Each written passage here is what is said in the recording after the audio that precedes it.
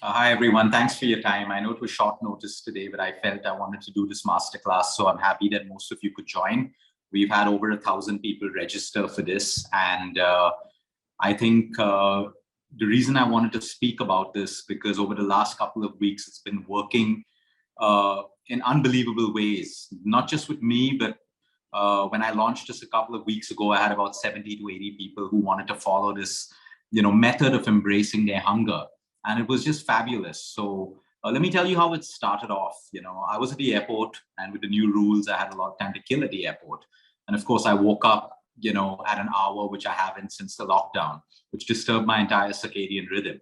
I had to be at the airport at 2:30 in the morning, and then 4, 5, 6, just be, waiting for my COVID certificate to come in place and stuff. And I started getting this hunger, which otherwise you would never really get when you're sleeping, right? But obviously, my body thinks, my day started, so it starts asking for fuel. And I said, I'm just going to not eat because it's not my time to eat yet. And I'm just going to figure out, how long I can manage this and be with my sensations of hunger and see, does it cause any weakness? Does it cause my blood sugar levels to, go low? You obviously feel when your blood sugar levels go. And while doing that, I started going into the science of hunger, which is very well documented in several scientific studies across the world, very well documented. Of course, the good science is always never exposed to us. It's always the science that in turn can sell us products or sell us new medicines or supplements or vitamins or fats and stuff like that. But if you look, the science is there. Because the next question that came to me was, why do we get hungry in the first place? Okay. And what happens if we stay hungry at a physiological level, a biological level, a chemical level, and even at a psychosomatic level? What happens? Today, we're all afraid of hunger. The moment we get hungry, we're immediately eating. Most of us are not eating even when we're not hungry, because we fixed our breakfast, lunch, dinner time. And for all practicality, I did that too. My lunch break is usually after my 1:30 live, which is at 1:45. My breakfast is dependent on the time I break my fast, or it's brunch. My dinner time is usually before sunset because I want to embrace the circadian rhythm.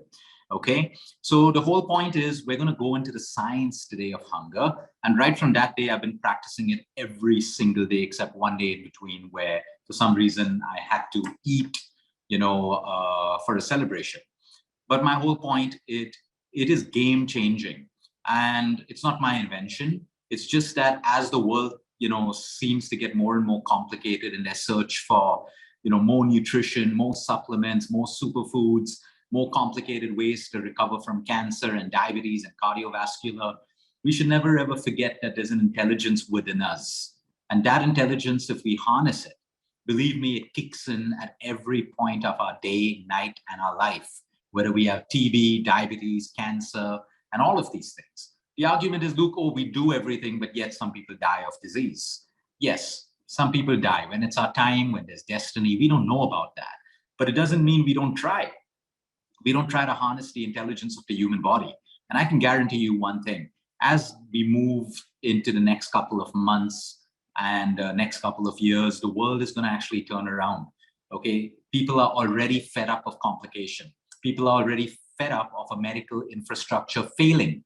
Okay, it doesn't mean a medical infrastructure is bad. It's just because it just means that everyone got too dependent on only medicines saving their life. And while it can, okay, we should never forget lifestyle. We should never forget the things which are as important as the quality of your sleep, your emotional wellness, which has a connection with every single disease. In fact, top oncologists today, top cardiac surgeons, what they're telling their patients is, hey, listen, you can't keep coming back to me unless you sort out your stress, because it is your stress that is causing your heart attacks. And I can't keep opening you up and fixing you all the time. So today, even the medical world has identified the correlation between chronic stress and disease, the deadliest of diseases, including cancer. So while there's complication and all of us are trying to be, what's the next best thing for our health? Okay, I would advise you and encourage you to go 10 steps back. Go back to your roots. Go back to changing your mindset and knowing that there's an intelligence that works better than doctors, better than nutritionists, better than personal trainers, and it's within you. How do you harness it? It's the same thing like sunlight. Sunlight's available to all of us. How many of us really harness it and use it? Plants use it. Plants will grow out of shade to find their way to get a little bit of sunlight. It's called survival. But we are so used to our comforts that we don't use the things that exist in us and around us to basically harness the intelligence that I'm talking about. So let's talk about hunger now and move straight into the science of it. Okay. Number one, hunger is not an unnatural feeling. We need to understand it's a survival mechanism. It's just an indicator that your body needs nutrition or your body needs energy. It's as simple as that. Okay. What we should also understand about hunger is when hunger really hits us, it's also an indicator that what we ate before our previous meal or our previous snack has been well digested.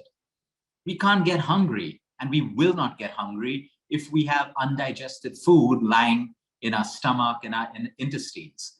How the body works is when all the food is, we eat food, we chew it, comes into our system, it mixes with hydrochloric acid, enzymes, small intestines extract what it needs, pushes it across the barrier into the gut barrier into the blood, and the blood carries all of the nutrients, vitamins, micronutrients from the food that we eat to all the cells, trillions of cells in the human body.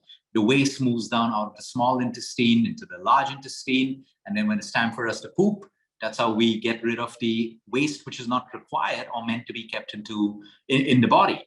So that's what happens. So until this process is over, only then, when the body needs more energy, okay, will it send a signal to the brain in the form of hunger. So remember, when you feel hungry, it's a beautiful signal to you that your previous meal is digested. Now, what happens? Most of us, because of practicality and our schedules and all of that stuff, we eat when it's our set time to eat. But if you're not hungry, if you are not hungry, what is happening to that food? Number one, your digestive system is still busy processing, assimilating, and digesting your previous meal. But here we are putting more food into our system and confusing the system. Because every time we put more food into our system, number one, hydrochloric acid needs to be secreted. Enzymes from our pancreas need to be secreted to maintain our blood sugar levels, break down food. Your microbiome has to be activated so the bacteria can mix, ferment certain fibers and foods. So this is like a burden on the system because it's still doing its first job.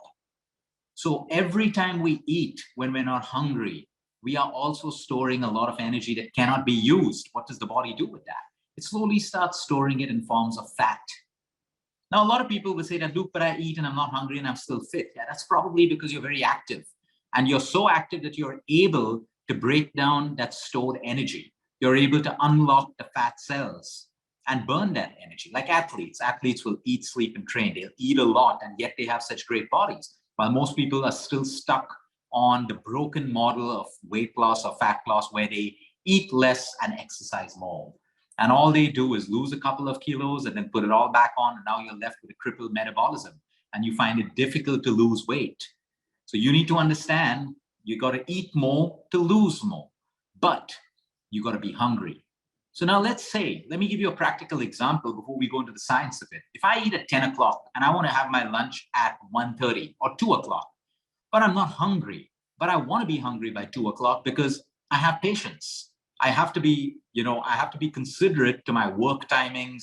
You got to be considerate to your business, your work timings, or whatever it is that you do. So what can I control? I'll eat a smaller breakfast. So it digests quickly because I'm taking in less, and I'll be hungry by lunchtime. So there are many ways of doing this. We'll come to that later. Let's get straight to the science. So when you get hungry, let's understand what's happening in the body. You get a signal, the brain tells you you're hungry. Sometimes you get a little rumbling in your stomach. You find a little drop of energy in your system and you realize, hey, I'm hungry. Okay, relax, don't eat yet. That's only an indicator. It's only a warning. Now your body will expect you to eat immediately like you've always been doing, but don't. Now the body realizes, oh, Luke's not eating at this time that he usually eats. Okay, what's going to happen? Many, many things, beautiful things are going to happen. Number one, your immune system will wake up, start preparing itself, because now the body's gone into fight and flight, which is the sympathetic nervous system. And now all the body knows is it needs food and energy. So what does it do? It gives you an indicator of hunger. Number two, the immune system gets boosted and prepared for when you start eating. It's like an army. When they know the enemy is close by, everyone's on alert. They're ready for the enemy. Okay, our immune system always wakes up when we're eating, because we could be eating poison. We could have germs and pathogens getting into our food, and it's the job of your immune system to recognize this and do its job. So when we're eating, when we're not hungry, we have a compromised immune system, which should actually be activated, and which is why a lot of people are subject to food poisoning, bacterial infections, and all of that stuff. Not only because their immunity is low, but when they constantly eat and they're not hungry, the immune system isn't activated to do its job the right way. So number one, immune system is on alert. Number two, your pancreas, the stomach is all ready to flood you with hydrochloric acid, digestive enzymes when you finally eat, okay? Because it knows now that the body needs energy, and at any point you may eat and it wants to be ready to digest, extract nutrients as efficiently as it can for your own survival. Your body only cares about survival. It doesn't care about how long you're fasting, what you're going to eat for lunch. No, all it works is on hormonal communication. That's how it is, okay? So now that happens. Now your growth hormones start to increase. Growth hormones are a beautiful thing. You know something? There is no pharmaceutical company in the world that can even come close to manufacturing the quality of growth hormones that your own body can manufacture. A growth hormone in the US would cost you anywhere between 400 to 600 US dollars. The same growth hormone that your body can make for you when you stay hungry a little longer, or when you engage in the beautiful therapeutic process of fasting. We build growth hormones. We also build growth hormones when we sleep deeply at night. So the more we sleep, quality sleep, not quantity, the more growth hormones we produce. What are growth hormones required for? The prevention of disease, repair, healing, cancer. Every possible disease requires sufficient and good quality growth hormones for you, including diabetics. Everyone. Growth hormones are required for our survival, for repair. There's constant damage happening at a cellular level in all of us. No matter how clean we're eating, no matter how well we're exercising, from pollution, pesticides in food, refined oils at your favorite restaurant, sugar, hidden sugars, high corn fructose syrup, excess salt, all of these things are causing constant damage within us, which is why we need constant repair. And the body will constantly repair you. That's how intelligent the system is, but we have to give it the environment and what it needs. So that's the function of growth hormones, and you automatically boost growth hormones. Now, here's my favorite. It will also help you manage your blood sugar levels and your insulin. Now, most diabetics out there, for the right reasons, will always be afraid of missing a meal or being hungry because they can go into hypo. If you go into hypo, it's a dangerous thing. But most people who mindfully, and we have diabetics who are doing this, when they get hungry, they observe how they're feeling. I'm still good. I'm hungry right now. My blood sugar levels are fine. I don't feel I'm crashing. They'll extend their hunger by 15 minutes, 20 minutes, 30 minutes. They're still fine. And if they feel that their blood sugar levels are now falling and they may go into hypo, every diabetic knows that feeling if they're living mindfully. If you're so busy and angry all the time and throwing yourself in work and confrontations and you're not mindful, obviously you're not gonna get that sensation. Now the beauty is, while you let this hunger move on very gently for a while, you start managing your blood sugar levels. Your insulin naturally falls. When your insulin falls, you also improve the insulin sensitivity issues which most diabetics have. Insulin resistance, which is a huge problem for diabetics and people who are unable to burn body fat, lose abdominal fat, lose belly fat. Insulin resistance is limiting in all these ways.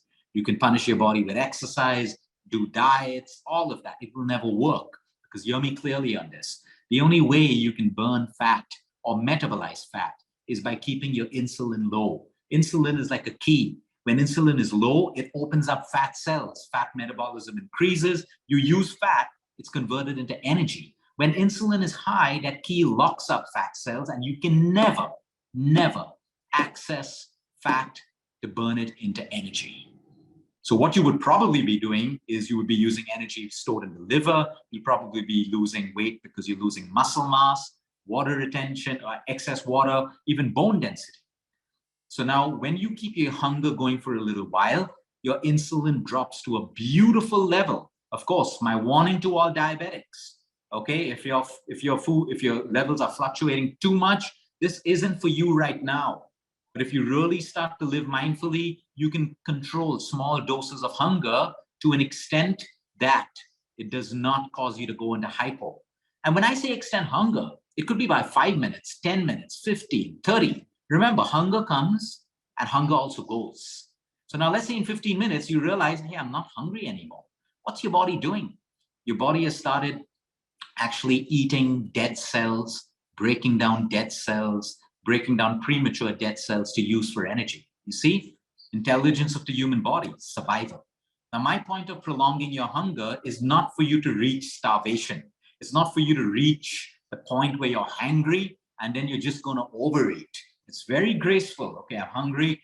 Okay, a little more. I think it's time to eat. And you know that sweet spot, because when you start eating after you prolong your hunger, guess what? You'll actually fill up faster. Why? Because the first spoon, the second spoon, the third spoon of food, remember, your digestive system is on alert. It's optimum efficiency. Your immune system, everything is waiting for food to come in and extract as much as it can. Okay, it's like a soldier, okay, who has a machine gun. All right. Okay, as you finish and expend all of your bullets, the time you're gonna actually load your gun up very, very quickly. So everything's ready. Your hands on your ammunition, where it's stored, everything that you have, you're ready, and you're quickly going to load up again and start. That's exactly how the digestive system will be when you eat after you prolong your hunger a little more. It's ready to extract every bit of nutrition and make it into energy for survival in the human body. So your digestive system actually gets more efficient. Your pancreas have a nice break. They have a beautiful break, because what's the biggest problem today? Most people lack digestive enzymes because they're eating all the time. And the pancreas, everything has a life. And then you start producing less enzymes at your next meal. And you have indigestion. You have problems. You're not breaking down carbohydrates. You're not breaking down protein. You're not breaking down fats. You have indigestion, bloating, acidity, constipation, loose motions, all of the gut issues, which further affects your microbiome, which now puts you into a spot of having an autoimmune condition or gut dysbiosis or headaches or migraines or confusion, which is called brain fog. Everything is interconnected in the human body. But when we prolong hunger, the pancreas are ready. They're ready with all the enzymes to break down your food. The pancreas are also ready to manage your insulin when you start eating and keep your blood sugar levels regulated. If you're constantly eating, the pancreas also get tired of producing insulin. And that's the biggest problem. When you cannot produce enough of insulin, your doctors will put you on insulin. And when they put you on insulin, it's very difficult to burn existing body fat, or, you'll struggle with weight loss and fat loss. Okay, so it plays a huge role. You want to improve your insulin resistance, prolong your hunger in the safest way that you can. All right, we spoke about fat loss, how it helps you with beautiful fat loss. Now, most of us are fooled by marketing, because marketing sells us comfort all the time. So we believe today we have to be comfortable all the time. So if I'm hungry, no, I shouldn't have to bear hunger. Let's reach out for a snack. Let's have a smoothie ready. Let's have a kombucha ready. Let's have a bar of chocolate ready. No, these things, I don't have a problem with them. I'll enjoy everything I just spoke to you about, but I'll only do it if I'm hungry. If I'm not hungry, where is all that energy going to be stored? And why am I putting my pancreas, my digestive system, my intestines under so much of burden to work a job that isn't required? Okay, if you have a team of employees and you keep making them do unnecessary work, what's going to happen? Okay, they're going to be tired, fatigued, drained out to be productive at the work that really matters, because they're doing unnecessary work. It's the same thing with the human body. So this is what you need to do. You have to understand, and don't be scared of hunger. Don't be scared of hunger. Don't be scared of anxiety. Don't be scared of fear. You only got to be scared of these things if you become a victim and a slave to it. Fear is an indicator. Anxiety is an indicator. Survival mechanisms. They're beautiful feelings. Now, how do you do it? And if you look at children, this is a beautiful example. Until we start enforcing our meal timings on children, you'll notice that a lot of kids are not hungry sometimes during meal times. And intuitively, they do not want to eat. But parents force feed their children, and the kids are crying, and then they become fussy towards foods, then they rebel against food. If you study children, their intuition is the purest and you can learn so much. If your child is not hungry, do not let them eat. If you fed them up on junk food and donuts, then that's your fault that they're not hungry. But if they're genuinely not hungry once in a way, do not feed them food. Their system is working beautifully. The intelligence in their body is working beautifully. And when they're hungry, let them eat. I don't know a kid who died of starvation because they missed 1 or 2 meals. We need to understand that. And sometimes the body cuts down the appetite. It cuts down hunger because it wants to use energy that it would ideally use on digestion to repair certain things that are going wrong in the body, reduce inflammation, boost immunity, train immune factors. So we need to understand this is the body's intelligence, and I think it's about time human beings stop trying to be over smart and think that they're smarter than the human body. The question is, no one can answer this. Why do you eat if you're not hungry? And no one has an answer. No one has an answer. I asked about 50 people when I was in Dubai, why do you eat? And everyone was like, yeah, just like that. Just like that. Good. I did that too. But now we can change. So here's what happens when you change, because I like to do it on myself before I talk to other people. And by now we have hundreds of people around the world who have been doing it for the last 4 to 5 weeks. It's a beautiful feeling. Eat only when you're hungry. When you're hungry, prolong it. So when I was hungry at 1:45 in Dubai, I didn't eat. After 30 minutes, the hunger disappeared. And I actually got really hungry 4 hours later. My energy levels were high. I finished my patients. I took 2 rounds of half of the Dubai Mall. All of that on just water. Not even trying. I had energy levels, clarity, focus, and everything else. I ate my next meal 4 hours later, and I ate lesser. And my next meal after that, there was no dinner. I wasn't hungry. I wasn't hungry till noon the next day. So while a lot of people say, Luke, is this fasting? It really can't, it isn't really like fasting, because in fasting, we set timings. Over here, we are following our own body clock. Now, I still want to embrace the circadian rhythm. I don't want to eat after sunset. So what do? I stopped eating after sunset. So what we're trying to do with hunger right now, and remember biometrics, remember uniqueness. Everyone is different. Okay, stop comparing with your friends. Oh, I was hungry for 5 hours. I was hungry for 3 hours. It doesn't matter. What matters is when you are hungry and how long you can prolong it gracefully and eat. I can tell you 2 phenomenal things that have happened with me and a lot of other people doing it. From 3 meals a day, I automatically came down to 2 meals a day. And now this became a problem for me because I work out, okay? And I want to have my post-workout, my pre-workout, because you got to nourish your body when you're working out. As simple as that. So what I did is, if I still want 3 main meals, I started cutting down my portions. So I could still eat all these meals and get hungry faster. So instead of having my normal portion, I cut it down to half.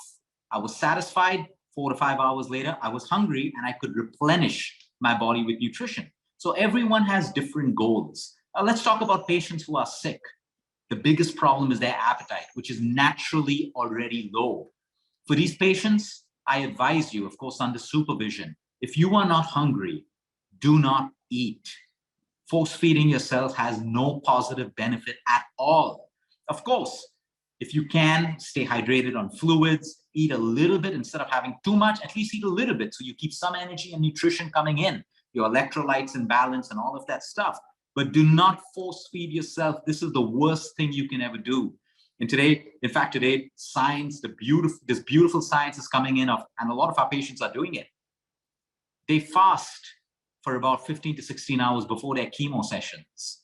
After their chemo sessions, they're still not hungry. They fast for another 4 or 5 hours, and their side effects have become minimum compared to the times that they go for chemotherapy on a full stomach. Again, it's the beauty of the body. Why are you eating if the body doesn't need food? Your body is probably using all of the energy to clean out toxins getting into your system from chemotherapy and all of that stuff. It's balancing your own energy. Listen to your body. So these are some of the scientific facts. Another one, it helps you with regeneration of cells. So when you're embracing hunger or even fasting, what happens is cell regeneration. Okay, the old cells start to die off and new cells regenerate. You are as young as the power of your cells to regenerate. A lot of people hang on like emotional baggage. We all know if we hold on to emotional baggage, how we feel, how we look, it affects the way we look, it affects the way we feel. It's the same thing. If you have baggage of dead cells, premature dead cells that serve us no purpose anymore in the human body, it's weighing us down in all ways. But when we stimulate regeneration through the right food, through deep sleep, through therapeutic fasting, through hunger, regeneration is automatic. So you see, then we don't have to do these extremes of 44 hours and 72 hours of fasting. And I mean, if you like doing it and it's serving you, go ahead and do it. The simple concept of only eating when we are hungry could be the most therapeutic thing you ever do. But do it mindfully. We don't want you to reach starvation. We don't want you to go into hypo. Do it mindfully. Let me tell you something else. I get excited with the intelligence in the human body. In fact, I get attracted to the intelligence in the human body. It excites me. And I hope it excites you as well. Here's another thing that happens when we're hungry. Okay, go back to evolution, the hunters and the gatherers. Okay, hunger was a survival mechanism, okay, that you need to eat. Go out and hunt for food. Go out, kill an animal, get some berries, spear some fish, okay? It's a warning and an indicator for you to go and search for food. That was evolution. Today, we don't have to. You can open your drawer and you'll probably find a snack that you keep there. You can walk over to your kitchen pantry or your fridge and you find something there. But now, this hunger also activated something else in the human body because you now need to go and fight, kill an animal, fish, collect berries. It requires energy. So hunger actually promotes an increase in your energy levels, which is why I told you, after you try practicing this, the hunger comes and it goes, and suddenly you feel, hey, I have a lot of energy. Psychosomatically, you'll be feeling weak. I don't have food. I've not eaten for 6 hours. What's going to happen to me? But you actually have, by default, more energy for you to go and search for food because the body only cares about survival. So it's a mind thing. You're not getting weaker. What's happening is out of habit. Your habit is reminding you psychosomatically that you're not eating. This is what's going to happen. Now, for people who are acidic, okay, you want to play a very, very gentle role in this. A lot of people who had acidity actually prolonging their hunger fixed them. A lot of people prolonged hunger and the acidity got worse. So everyone is different. If your acidity today is caused because of you having irregular meal timings and not eating on time and stuff, maybe you got to fix that first. Come back to normalcy, and then you can start experimenting a little bit with hunger. But this is the beauty of hunger. And I can tell you, it is the most amazing feeling. I thought my most amazing feeling was when I would do dry fasting for 24 hours or fasting for 18 hours. I love that feeling. But the feeling of eating only when I'm hungry, prolonging the hunger a little bit and then eating is one of the most phenomenal feelings. Guess what? You even enjoy your food better because now you're hungry. All your senses are activated. All your senses are activated. So the food tastes better. You're more mindful when you eat. Everything is activated for you to break down that food that your body requires. Another thing that happens is you eat less. You eat less. And remember, if you prolong the hunger, don't just start eating quickly. Still chew your food. Eat slowly. That's a beautiful way of eating your food. But embrace hunger. It is not a bad thing for any of us. Okay? Look at a child, a mother who's breastfeeding a child. Can the mother really set the timings for the child to breastfeed? No. The child will wake up and cry when the child wants energy. The child's on auto, already following the intelligence and instinct of their own body. What makes you think you don't have that intelligence within you? So now, of course, it comes down to the most relevant question, practicality. Luke, how do we do this? It's difficult at first if you have a fixed job and timings and all of that stuff, but it's not impossible. Retrain your body. So if I still want to eat my lunch at 1:45, like I said, if I still want to have my dinner at 6:30, it's still in my control. At 6:30, maybe I want to have a heavy dinner. And maybe I'll be more hungry in the morning by 10 o'clock or 9 o'clock, and I'll eat a light breakfast. Okay, if I'm hungry, only if I'm hungry. And then maybe I'm going to get hungry by lunchtime. So it's within my control. It took me about 10 days to figure out my new cycle through trial and error. But you can do it. So you can still fix your meal timings. but you can play around with the portions. It is good to get hungry. It is good to get hungry. It is not good to be hungry out of starvation. So below poverty line people who don't have food, we must help them. We must get food for them, because that hunger into starvation is detrimental to their health. It isn't good for us. It isn't good for society or anyone. And the biggest, let me give you the classic example of someone messing up a fast. They fast for 18 hours, and then in their eating window, they try to diet. They try to cut down calories, and they never lose weight. In fact, they put on more body fat in the abdominal area. And let's talk about people who try to get on these fad diets that make them starve, eat only cucumbers, eat only papaya, cut out all carbs and all of that stuff, and they don't balance the other macros. They lose 1 kilo, 2 kilos, 3 kilos, and then all of a sudden, all the weight comes back on, especially as body fat in the abdominal area, the hip, the butt, the thighs, and all of that stuff. So all we're doing over here by embracing and understanding and being with your hunger is harnessing the intelligence of the human body. Let me tell you something else that I learned from this. By learning to prolong my hunger, it made me more focused, and it made me appreciate food all the more. I looked forward to my next meal. I ate it with a lot more gratitude than I would normally eat.